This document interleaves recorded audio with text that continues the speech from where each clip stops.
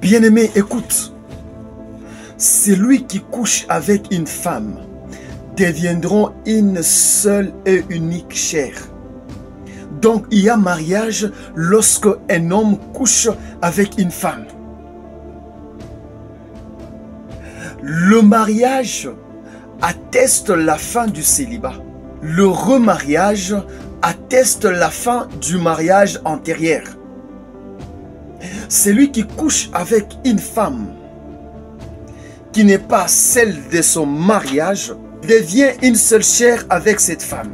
Donc il y a remariage. Cela atteste la fin du mariage antérieur. Bien-aimé, cela veut dire ceci.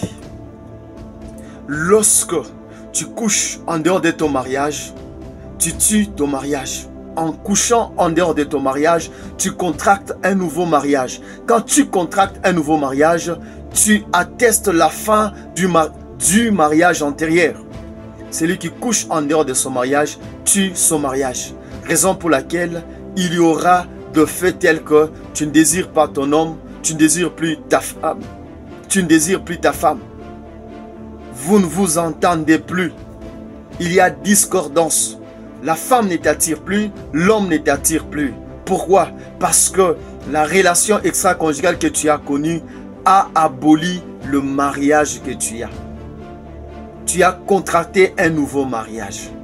Bien-aimé, il y a des gens qui vont se dire que mais non, il y a deux fois, l'homme ou la femme va en dehors de son mariage, l'homme ne t'attire plus, ta femme ne t'attire plus. C'est-à-dire, il y a un combat que tu dois combattre. Non, tu vas aller faire une relation extra-conjugale, non. Si tu as une relation extra-conjugale, tu viens de tuer ton mariage. Parce que avoir une relation en dehors de ton mariage, cela atteste un nouveau mariage qui tue le mariage antérieur. Si tu as déjà fait cela, tu dois te repentir. Quand tu vas te repentir, tu ne dois plus faire cela. Parce que quand tu te repens, il faut avoir la foi que Dieu t'a pardonné. Afin de ne plus répandre cet acte-là. Il est un acte très mauvais. Bien-aimé, il faut savoir cela. En dehors de cela, bien-aimé, je viens pour t'informer que comment tu dois aborder ce nouvel an. Bien-aimé, le nouvel an vient d'attester la fin de l'an antérieur. L'année 2024 atteste la fin et la disparition de l'année 2023.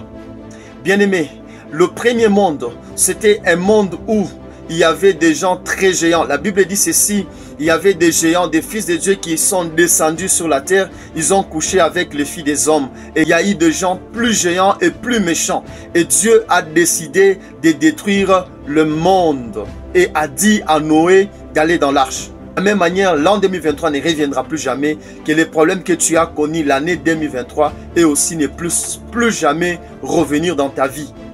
Bien-aimé, la Bible est en train de dire ceci. Lorsque Pharaon venait pour tuer les enfants d'Israël, voilà toute l'armée ainsi que Pharaon était tué dans la mer Rouge. Tous étaient noyés. C'était une nouvelle saison pour les enfants d'Israël.